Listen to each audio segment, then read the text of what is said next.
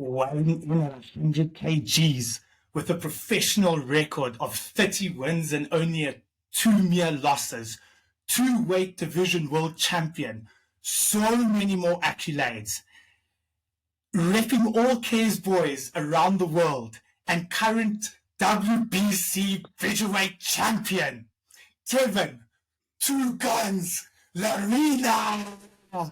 Oh, Kevin Larina. Thank you. Kevin, mate, welcome to SportsDose. Thanks, man. Thanks for having me, Sen. Cooks, thanks for having me. Kev, I hear No, only a pleasure. you've just got back from a little holiday, mate. Yeah, I was away in Mauritius with the family, with the missus and the kids. It was nice to get away and recharge just a little bit. But can't say back to the ground now because I don't know when I'm fighting, but back to consistency, I guess. Stan, I should be a boxer, Bruce. It's the only sport where you can actually move someone and get paid to go on holiday for it. I'm sure. Chill in the sun, mate. Kev, mate, thank you so much for joining us. Obviously, mate, you represent all of us. Obviously, being a Cares boy, you represent us. And yeah, mate, we just want to dive into a little bit about the Kevin Arena that, mate, the average person doesn't know. We know the Meneer from Joburg. We know the big dog. We know the left pull there, drop people. We just want to find out a little bit about Kev, where this whole journey started, mate. Where did it start? Sure, Sen. It's been pretty meteoric, to be honest. If I have to pinpoint a single point, I would say, obviously, coming out of school and trying to play, when I say trying to play rugby, not sure what I wanted to do. You know, when you're 18, you don't really know what you want to do. Well, a lot of people don't know what they want to do. Some do know, but I was always, do I want to play rugby? Yes, I can fight. Do I want to box? I want to go study? But my mother couldn't afford the means for me to go study. So I had to start working jobs and that, you know. So that's obviously how the boxing bug bit, because I started training in the boxing gym with Peter. And obviously they saw a bit of the raw talent. And then they started honing my skills. And this is where we are now. Obviously, when I say rugby didn't go my way, I never got given an opportunity, or maybe I never made the opportunity happen. So I was enjoying my rugby at school, and that came to a quick end after school. And I realized, you know, any sport is hard to make it. You know, you got to be picked, you got to be chosen, you got to work hard. And then I had the opportunity at boxing. I said, you know, now's my time to make it happen. Kev, where did you realize? You mentioned, you said like you had the natural raw talent. Like, where do you find that out? Is it fighter break time? Is it like realizing, flip, but actually, I want to actually fight in a break time. Maybe I've actually got a skill for it. You banking fighting. I know Kev's a dangerous place. That's what a job I avoid. Repas, Kev, repas. The heart of level. The heart of level. Yeah, I know what. I think, you know what, you can fight or you can't fight, but obviously boxing is a skill, you know. A lot of guys who are good fighters outside the ring don't necessarily make good boxers. So I had to learn the skill of boxing. I think being a bit athletic and having gone to a good school and trained my whole life very much, I had that athletic ability and I could convert it into the skill set, I guess. So I always liked fighting. You got to be a fighter at heart, right? But I managed to navigate my athleticism and what I gained in all my training through my school years into the boxing. So it's definitely helped me a lot. Kev, I want to take you just a little bit down memory lane, mate. And as you said, you've all got that fighter, that dog in you. Kev, running it back to when you were a young 15-year-old, I was strolling around the mall, the Alberton Mall there in Joburg. And I don't know if you ever recall this, mate. I know this wasn't allowed at the time, but I just finished getting a tattoo, actually. And I was going back because I think I forgot my bag or I forgot something at the tattoo parlor, mate. I wouldn't even be able to tell you where it was. Kev, and there was this young boy chilling outside, couple of tears in his eyes. And I was like, yo, I recognize this guy, mate. Is everything okay? A couple of realized it's baby Kevin Lorena getting his first tattoo as well on the back of his back. Do you ever remember that moment, mate? I remember the wall in Alberton. I remember the first tattoo. I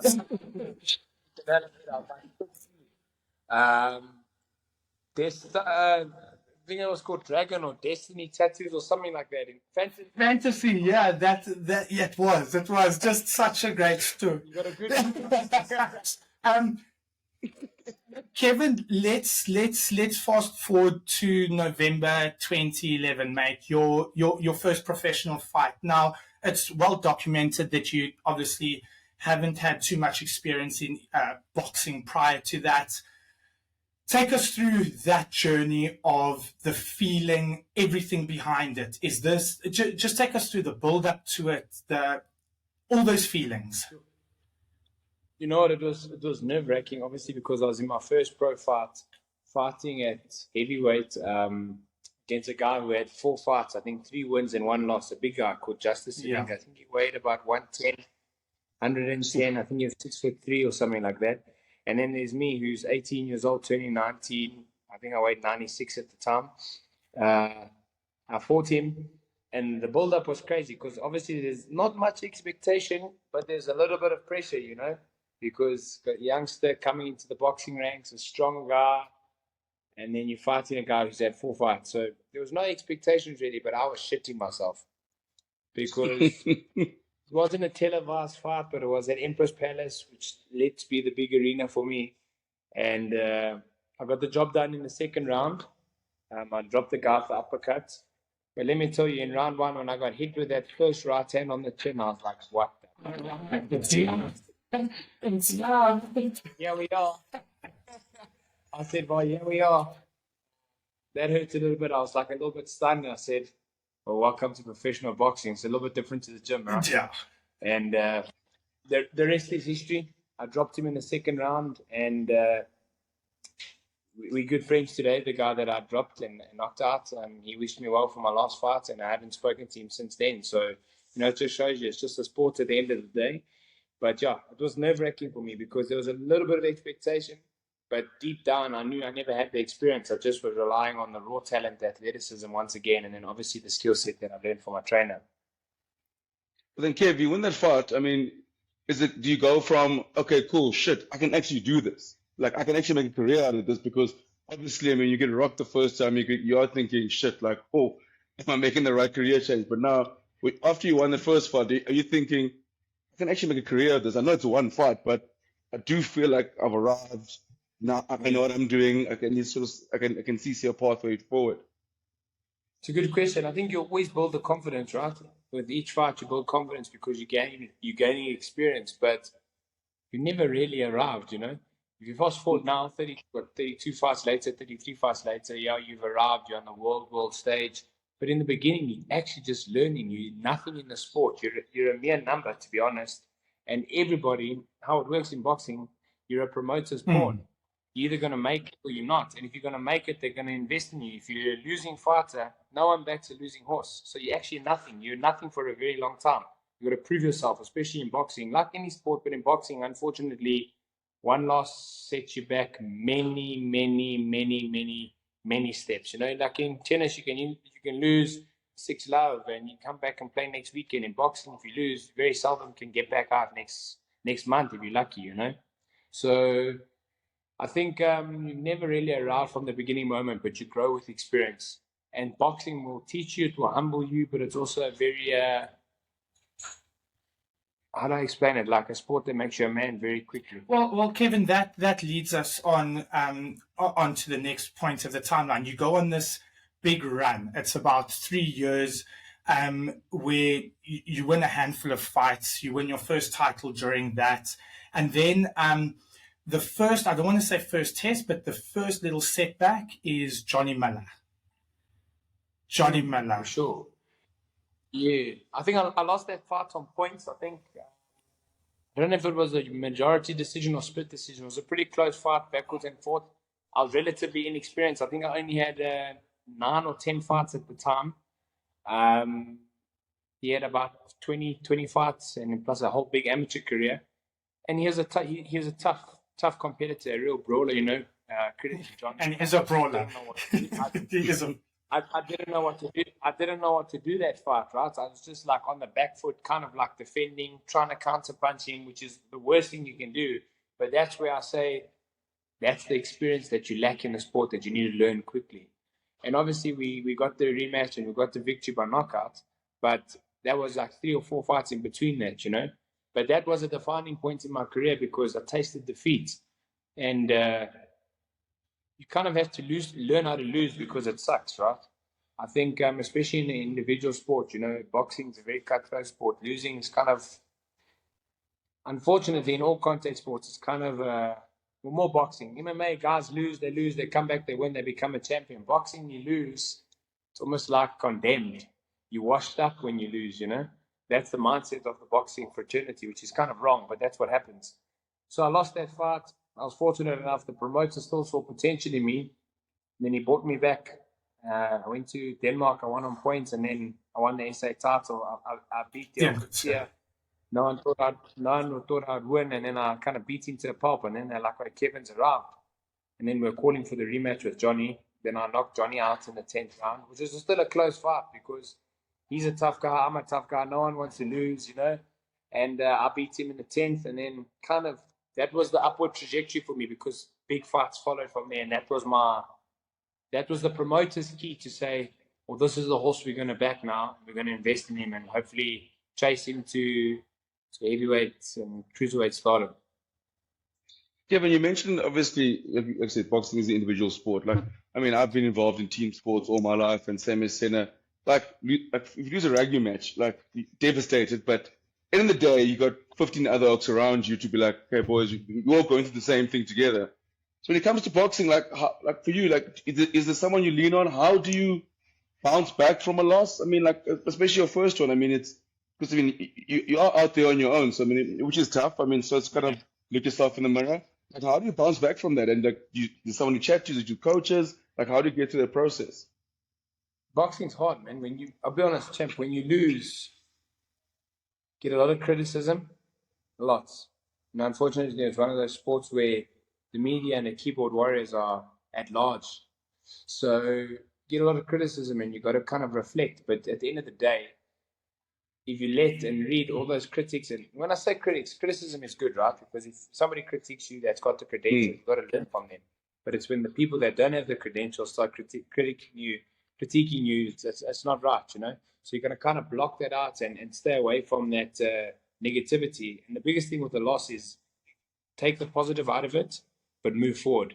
And I kind of learned that with the Johnny Miller fight. I was almost say I didn't experience the Johnny Miller fight lost that hard because I was so inexperienced in the game. So I was like, well, it sucks. I'm not undefeated anymore, but we'll carry on. Kev, going. The thing that does happen. Sorry, when you lose, you get like a major pay cut. You almost go back to like the beginning. Jeez. In that type of level, you know. So you kind of were fighting for, I think it was the SA title then. I think, if I'm not mistaken, it could have been The second one, yes. Then, Yeah. The first one I think was just a 10 round, eh? And then when you lose, you kind of, if I remember, what I got paid for the Johnny Miller fight. I mean, we can talk openly. Yeah, it was many years ago. It was like I got 150,000 rand for that fight. Okay, my comeback fight, which was I fought Johnny Miller in November 2000, and I think it was 14. I said you got the. I do have the numbers, mate. And then I fought. And I fought in 2015. And I fought for 15,000 rand. Yeah. No. It's absolute. That doesn't even cover your trainers. Guys, my first pro fight. I want to ask you guys because a lot of people don't know. How much do you think I got paid to step into the ring for my first professional fight in 2011? Yeah. 10K? Max 5? Ooh. 3,000 rand. Man's planning his petrol, his food, right? You know, and I commend my trainer, the management team. After I got my paycheck, they're like, "Hey, bro, don't worry about the 25%." Dave, I want you. Kev, how long did 2,000 rand last? Did you go straight to a few brands and cokes after the fight? Bro, I still carried on working the 3 jobs. At that time, I was bouncing. I was trying to be a sweat, not trying. I was personal training at the boxing gym and being a sweat 1000 instructor just to keep my head above water. So I was trying to pump like 3 jobs. But that's boxing, guys. You know, people don't realize a lot of young kids like they have this scheme, but they don't realize that's how boxing starts. It's a bit better now. I think the lowest you can get paid for your first fight is 5,000 rand. That's you and I rocking up to Tiger, and we bump into Kevin Larina. Show me your ID, man. Man's just knocked someone out the weekend before. Okay. Kev, quickly take me through. So obviously that first loss, Johnny Miller, and then the rematch against Johnny Miller. Mate, what is that? What type of mindset did you have just going into that second fight in terms of, in your head, this is an absolute revenge fight because he gave me my first L of my career? Or was it you know that there's something bigger once I deal with this? Just like even the 10 minutes before the fight starts, what are you thinking in that moment before stepping into the ring? You literally have demons in your head because you've lost to that man. You have demons in your head. So now you got to get over those demons. You got to say, why did I lose? I can beat him. He never knocked me out. I can beat him. I'm stick to the game plan. And there was a big carrot dangling. So the winner of me and Johnny Miller would go on to fight in the Super 4 Cruiserweight tournament. Yes, with Marin. Against Belanti or Mickey Nielsen. The winner fights Belanti. The loser fights Mickey Nielsen. That was to get a Cruiserweight top 10 in the world ranking. Correct. So there was a big carrot dangling. So I had a carrot dangling. I had the demons in my head and the chokos, you know, you've lost to somebody, you got to get back. And then I just kind of processed it. And in the fight, I was doing well until midway through the fight. I started I wouldn't say fading, but he started getting the upper hand, maybe from like 5, 6, 7, 8, 9. So I won 1-4. He won 5, 6, 7, 8, 9. And then around 10, that's all she wrote. Yeah, that's all she wrote. Wow. Left on the chin. But it was a close fight up until that point, you know. So it's one of those fights that had it gone to the scorecards, it could have possibly gone either way. But went my way, and I guess the rest is history. Kev, do you ever like sometimes like in football, they sometimes say like, you know, or like rugby, you go up like 20 points and you sort of go, okay, I'm going to shut the gates here and sort of just make sure, just finish the game off, sort of get the win. Like when you're boxing, like, do you ever go like, okay, it's the last round, I should be up on points? Or do you ever get a feeling like, okay, let me just get to the end of this fight, let me not do anything silly, let me not get knocked out, or you're always just trying to press? You have that moment, you think about it, like, for example, in my last fight, I was like, I'm all over this guy, I'm the winner. He's going to come out hard in the 12th, I'm going to be defensive, you know, and I'm not going to be silly. I've won this fight, you know, I must basically walk my way to the victory now. And then you get caught up in like the scuffle, you know, on the ropes, throwing combinations. So it definitely does play in my head. You know, there's a lot of fights. I've fought 12 rounds many a times that when I step up off the stool, I'm like, I've won this fight. Just move until he lands a good combo. Then it's all out war again. So you do have that mindset. You do. When you're sitting on that stool, you say to yourself, I'm going into the 12th. You kind of know if you've won. And when you know your head, you just kind of say, like, box your way to victory. Just finish. Be safe. Play it safe. 100%. My last fight was like that. My fight before was like that. And obviously, early on in my career, I had a few of those moments too.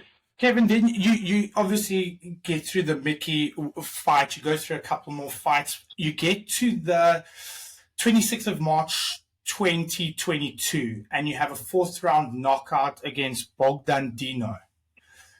Remember that? Now, I remember that. Yeah. I remember that fight clearly, okay? And to me, during that fight, whereas you'd always known Kev Larina was a boxer. You'd always known it, right? Like anyone in South Africa, you'd always known it.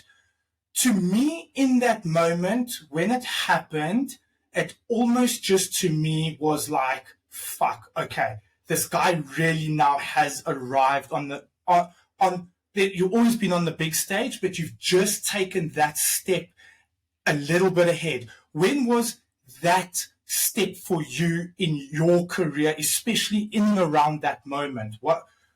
When was it?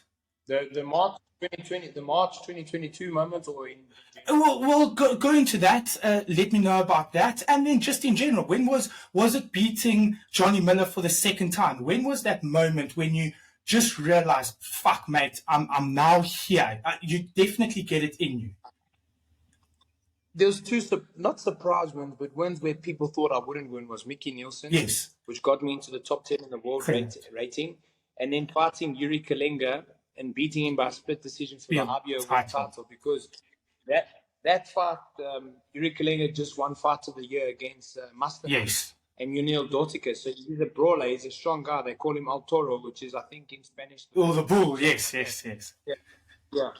And I wasn't meant to beat those guys, and I beat them. And I think kind of that was the point of like, I can do this. I remember when I woke up for the Yuri Kalenga fight, I was so nervous. I was like, fuck, can I do this? Can I really beat this guy?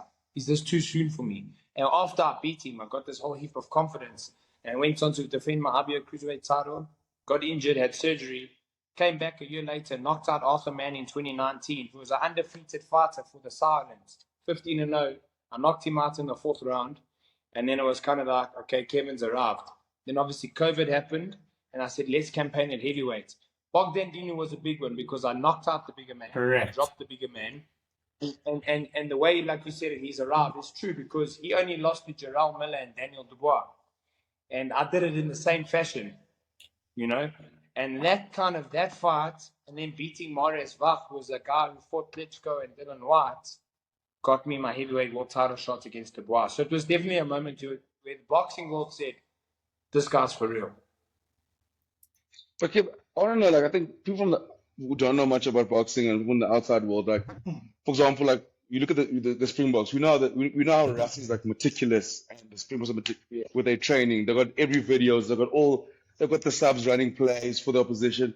For you, like, when you're in camp, like, how does the preparation go? How much video are you watching? How much is it sitting down? Is there a board? Are you writing different plans for different fighters?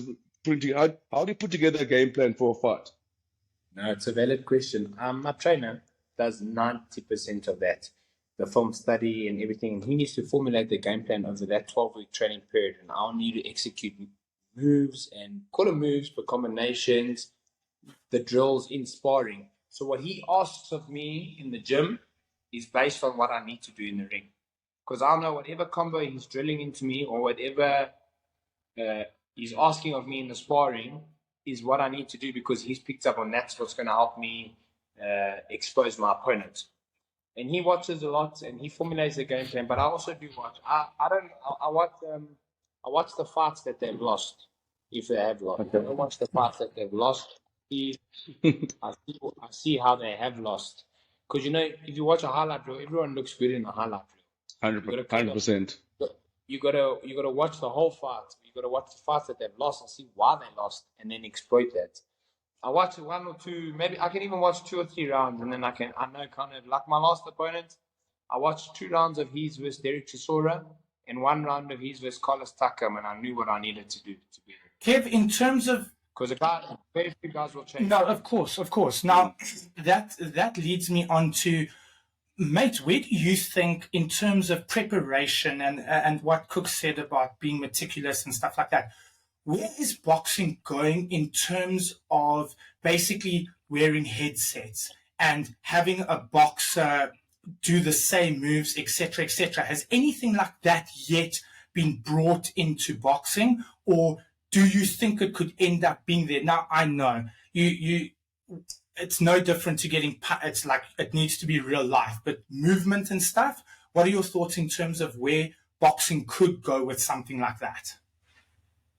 Are you talking about like artificial intelligence, putting something on, and then basically you fighting against whoever your next opponent might be in Dubai or wherever?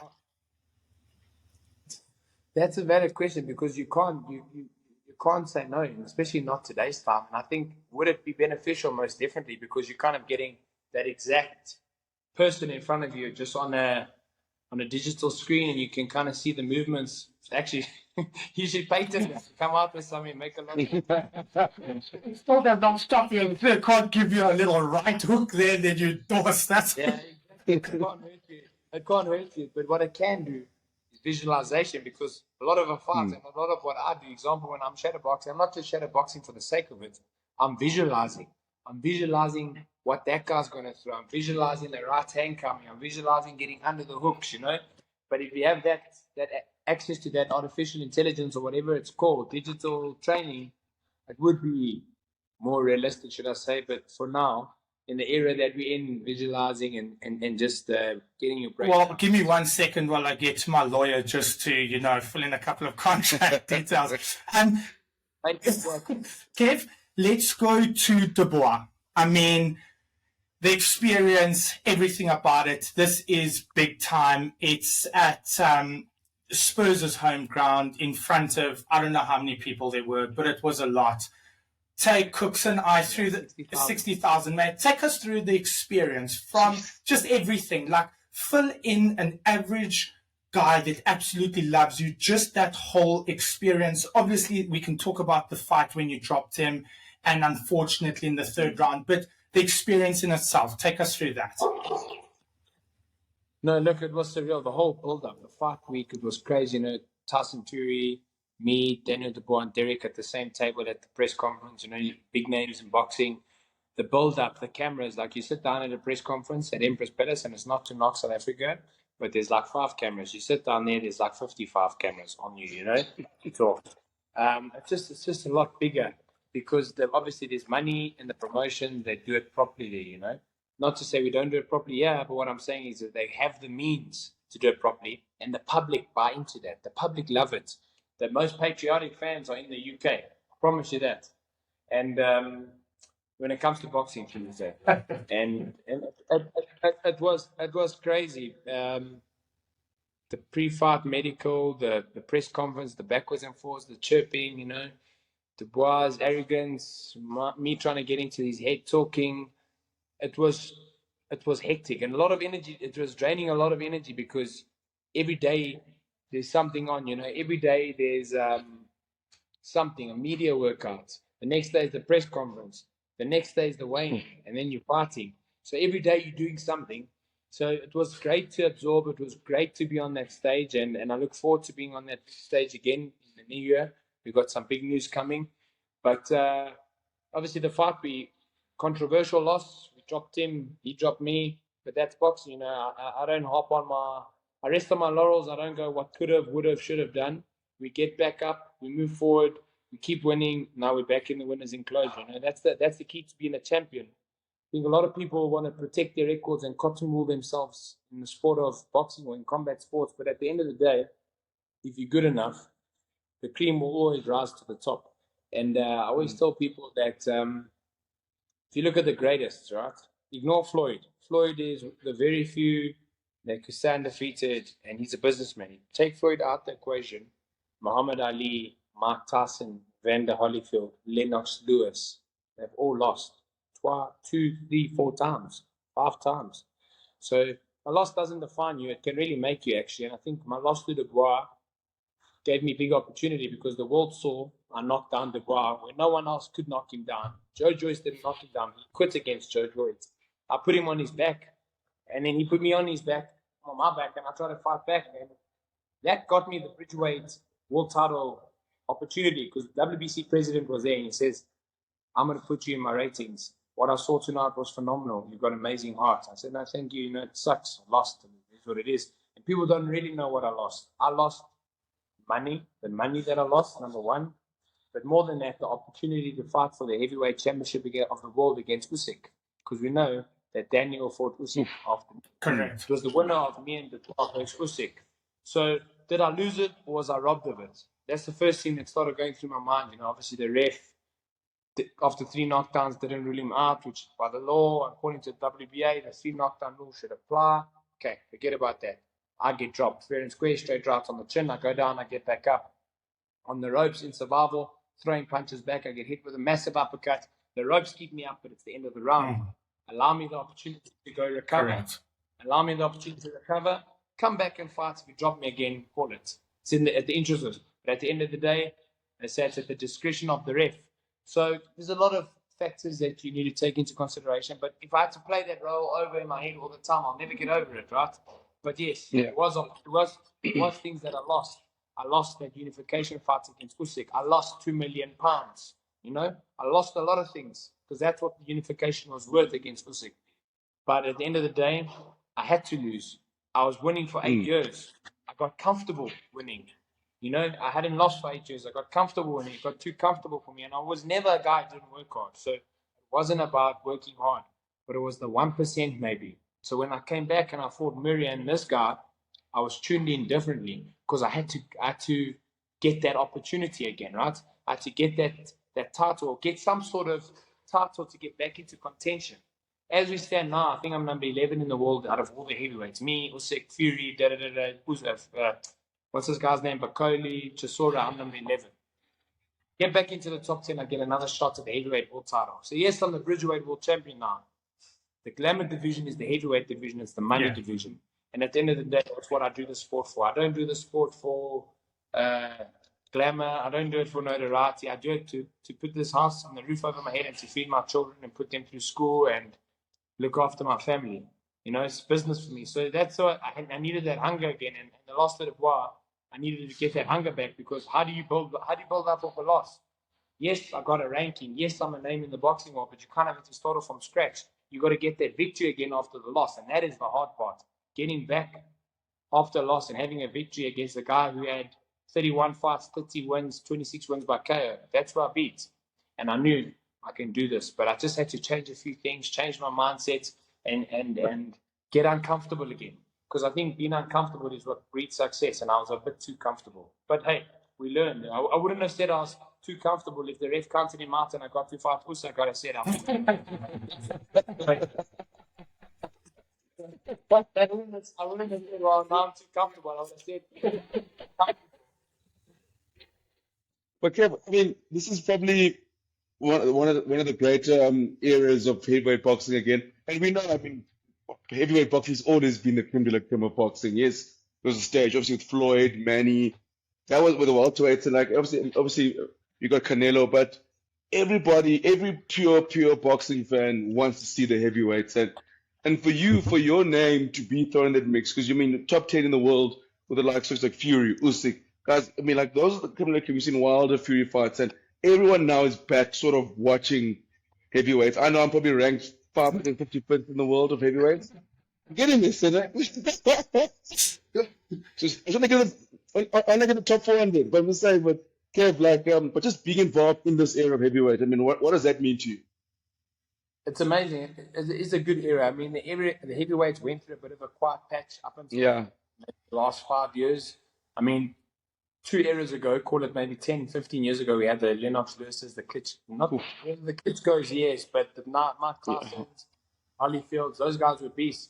But if you look at this era now, you can't be saying Joshua is not a beast, Wilder's not a beast. We're all different. You know, you can never, I always tell people, you can't compare eras. You can't compare Senna to Joe Fanica. They're different eras. Senna's the You know what I'm saying?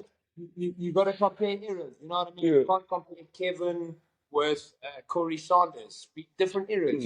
No, Senna did what he could do in his era. I'm doing what I can do in my era, and we respect the guys who stood before us. But we in our own era, and we can only do what we can do in our era. We can't choose our eras.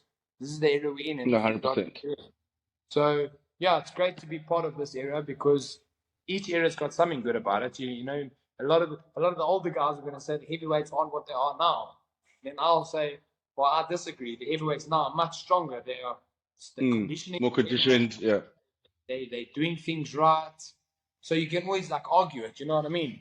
So they like you can say now the rugby players of today are stronger than they were of 15, 20 years ago. Kind of got to be factual. Come on.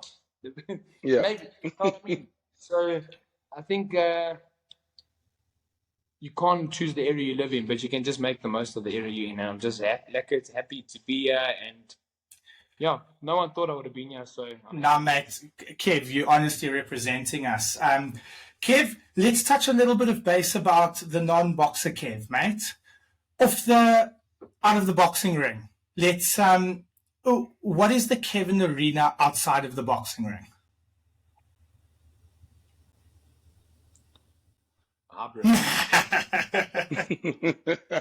No one really knows. I guess, you know what? Besides all my achievements and that, I'm a family man. I enjoy spending time with my family and my loved ones. I enjoy doing things that, I guess, adrenaline rushes. Being a ILS paramedic by trade, and being a qualified medic. There's that. I think, the fact that I'm dedicated to specialized, can't give too much information, kidnapping units within the country as their primary paramedic. It's humbling for me because a lot of people look at it and go, this guy is a boxing champion, but he's doing this daily work. I don't do it for remuneration. I do it because I truly love it, and it's my way to give back. I love South Africa. I love the country that I live in. I'm very patriotic. So if I can give back on the road when no one's watching, that's okay for me. And that's my way of getting away from the hustle and bustle. So probably not the most conventional thing to do, not the blueprints of what other sportsmen do. It's what I do, and it's something that I enjoy. And it's my way and my escape.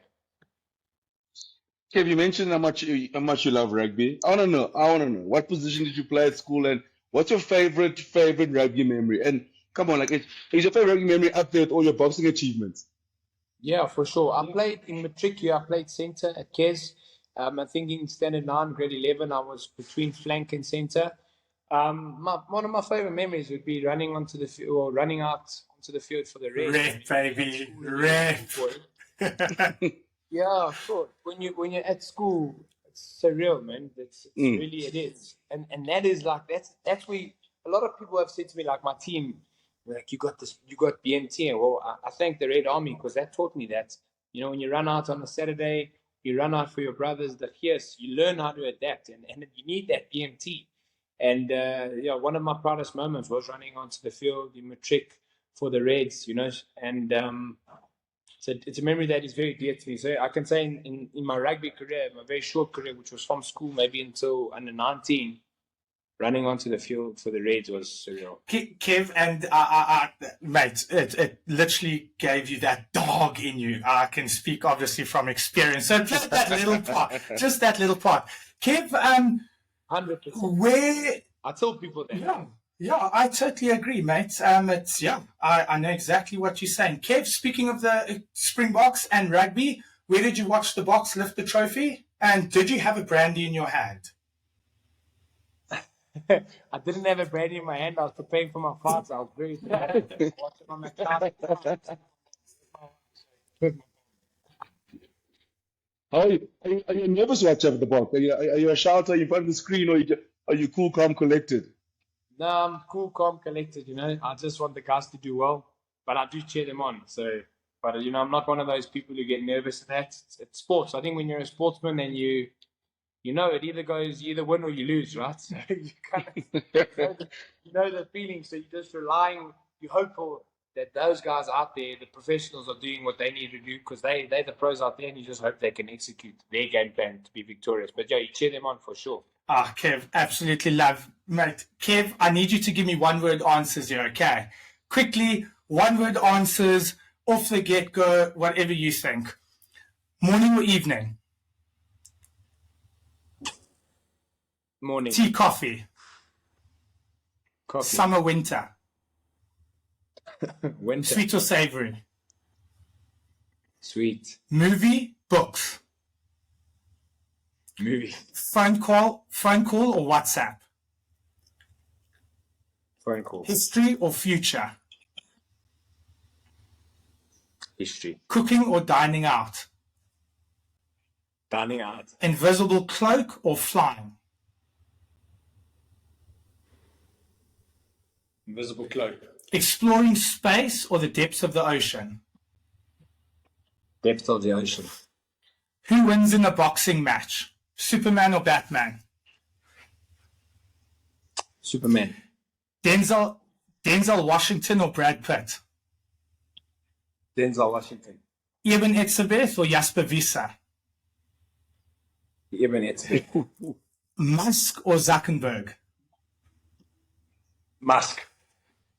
Kev, choose wisely, mate. I know where you live. Senna or Cooks?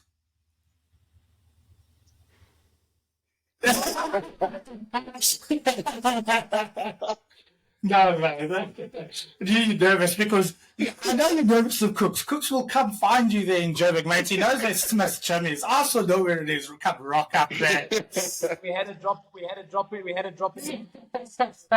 No, it's all good. Mate, seriously, Kev, honestly, you've just represented us. Obviously, me, I speak louder because you're a bloody Cares boy, but fuck, mate, for what you have done and what you're doing, you got nothing but our love and support, and wish you nothing but fucking, seriously, just safetiness, health, and yeah, mate, please just keep repping us, and good luck in the future, and when you have a big announcement, please don't forget Cooks and I are here to break it down for you, mate. And Cooks, where you guys? Are you guys in Cape Town at the moment? I'm in Joburg. Senna's up. Senna's down in Cape Town. He's changed on us, bro. Ever since he left Joburg, he's flipping all fancy now there in the Cape. Yeah, mate. Where you at now? Hey? Where's Senna? Mate, I'm in Cape Town, mate. I'm in the lush area down here where you don't wake up to gun smoke. Somebody told me you at Bishop's. Yeah, indeed, Kev. Yeah. My little boy starts there next year. That is so great. So, oh my goodness, is that rugby or is that boxing I have to deal with? You must get him on the rugby part. Joins there in grade 3 next year. Oh, that's amazing. Good. Yeah. Okay. But he knows when he hits 14, he's coming straight back to the radar. Of course, mate. That's with no debate. He's got to wake up smelling the gunpowder. Like you can't be smelling the ocean. The ocean doesn't make a man of you, mate. It's the gunpowder that you smell that makes a man of you. But you're gonna go from the lovely mountains in Cape Town just to Yeovil. You need to learn that humility, man. 100%. It's so great. Kev, thank you so much for your time, mate. And we're going to catch up, waiting for those announcements. And yeah, really excited, mate. Thank you for being with us. Thank you, instead. Anytime. Cooks, pleasure meeting you, and take care, bro. Thanks so much, guys. Cheers. Appreciate you. Cheers, Kev. Cooks, what a dog. That's a dog right there. I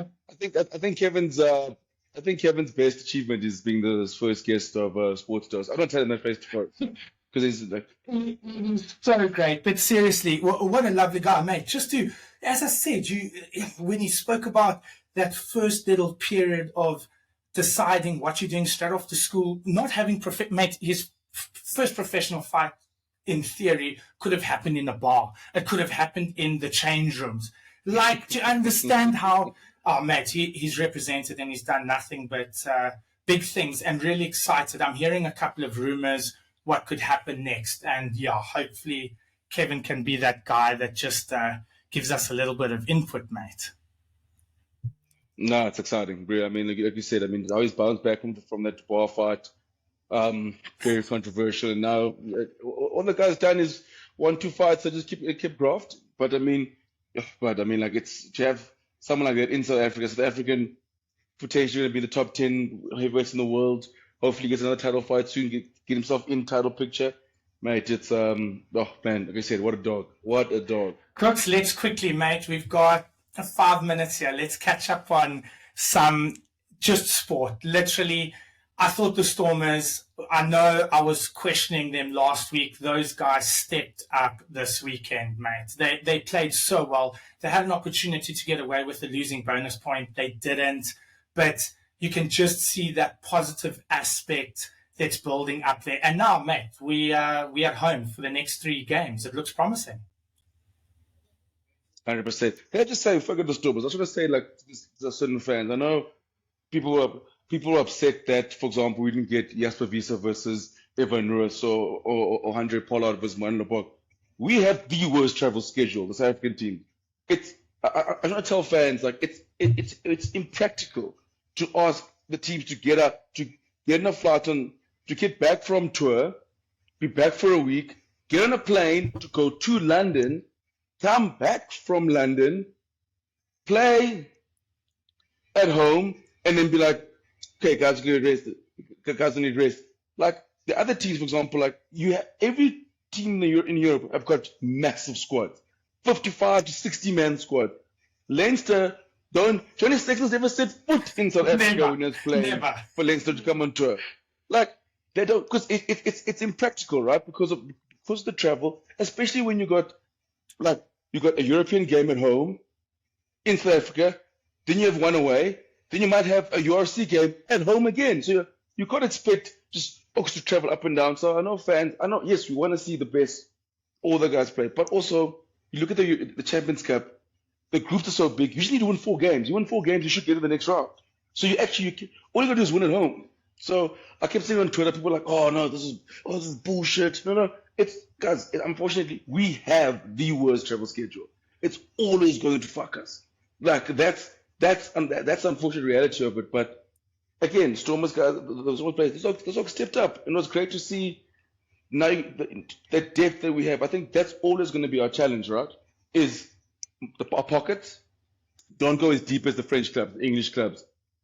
They can afford to have these and the problem is you resting at DuPont, they'll buy another international to sort of fill that void. We getting there. I think the Stormers or something like Kosani and Scar got back from injury, but as Kosani is back, Ben Loader, guys like that. We're gonna get to a point in South Africa where we can sort of start adding quality, but we can't compete with that pocket.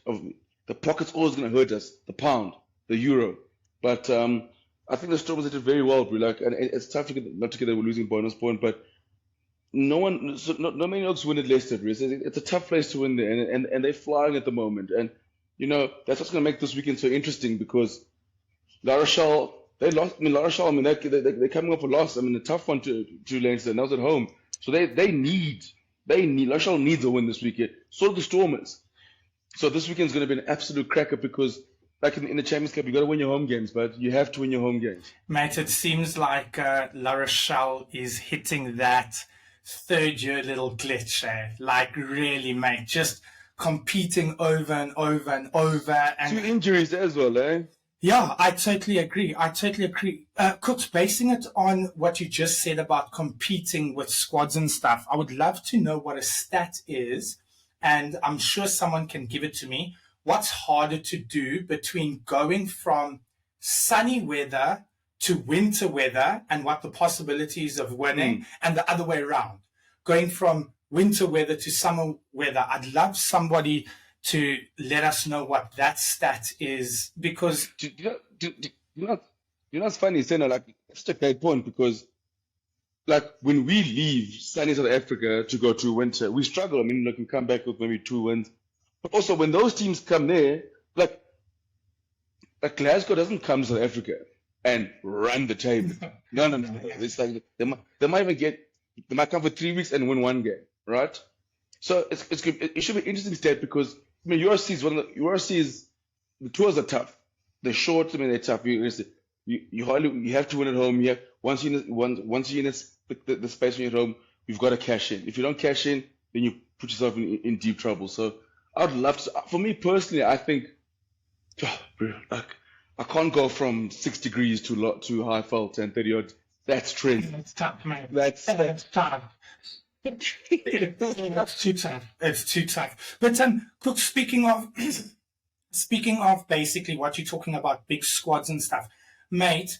We literally have to survive 6 more months before that TV rights deal kicks in to South Africa, and we'll get a little bit of a bigger budget, a little bit. It helps. Now, there have been a couple of rumors circulating with a couple of our overseas-based players potentially returning to the shores, like, for instance, a Snyman, a Surfentine. Mate, if that comes off, it definitely, we have been doing relatively well. The Springboks, everyone, our local unions have been doing well.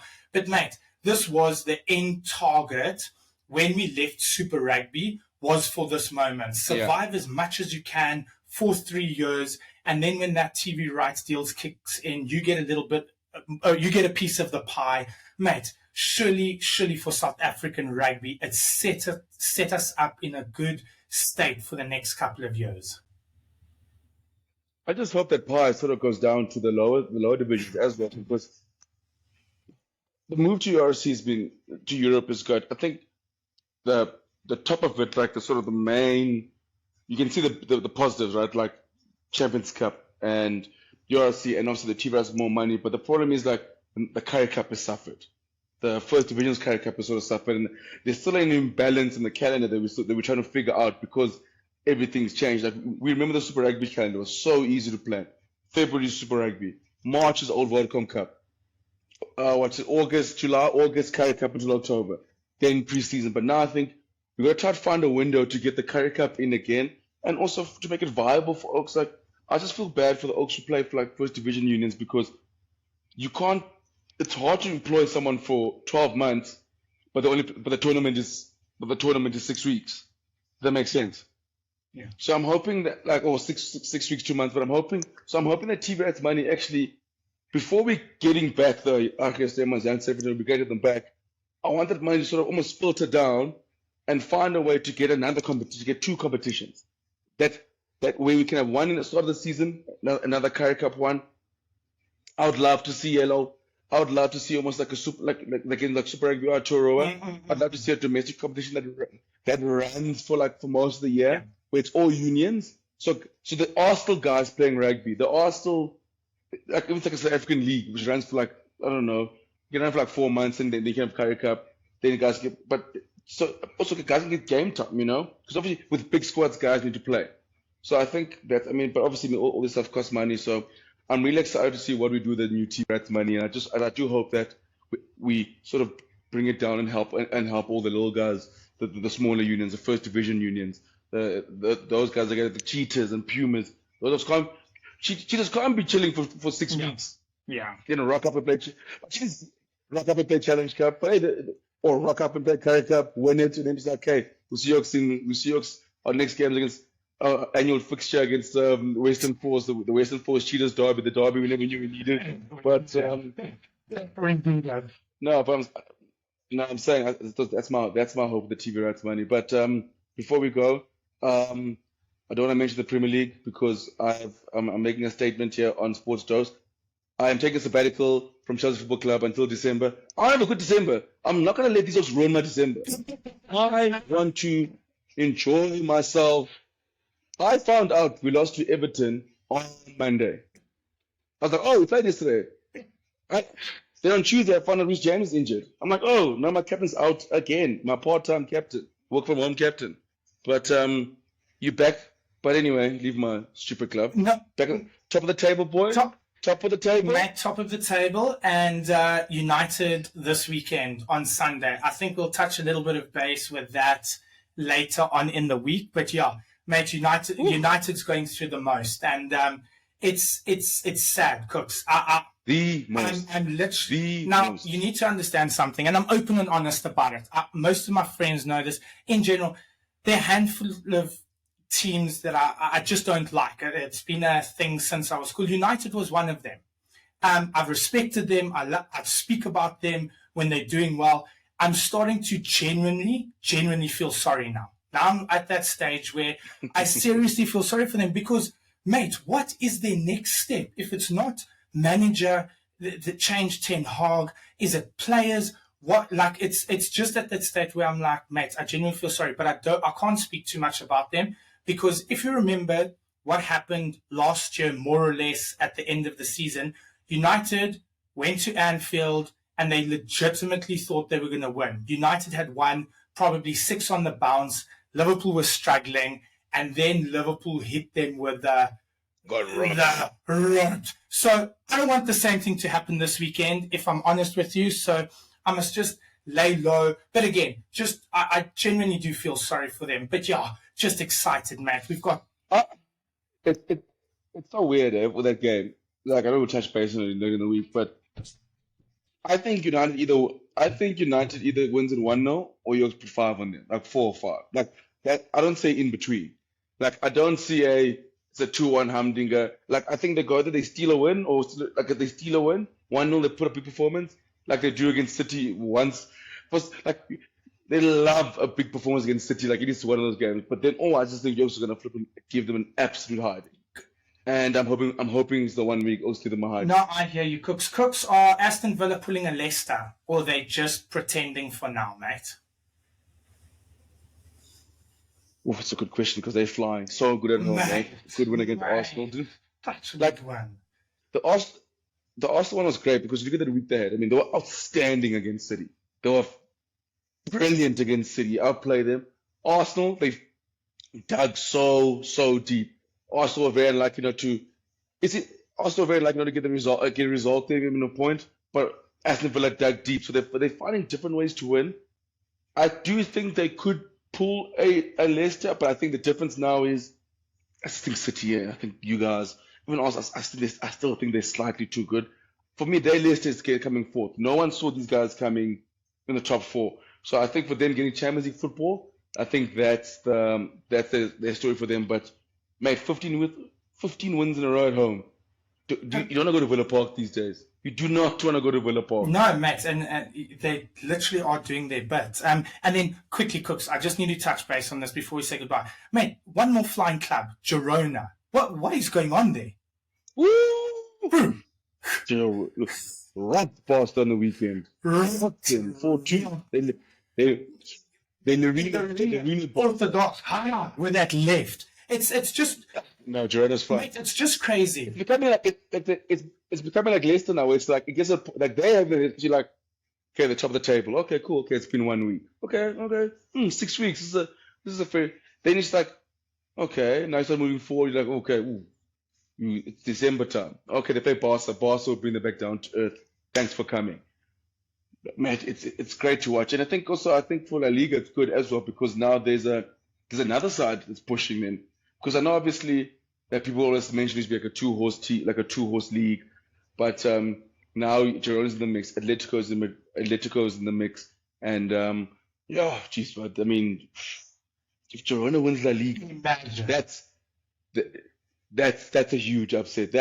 That would be fantastic. I would love to see it. So would I. And Cooks, we're going to catch up on a little of upcoming sport this weekend. But mate, again, thank you for your time. Just a special guest in Kevin Narina. We have another special guest next week. But thank you. And mate, have a good day. Cheers, boy. Thanks. Cheers, everyone.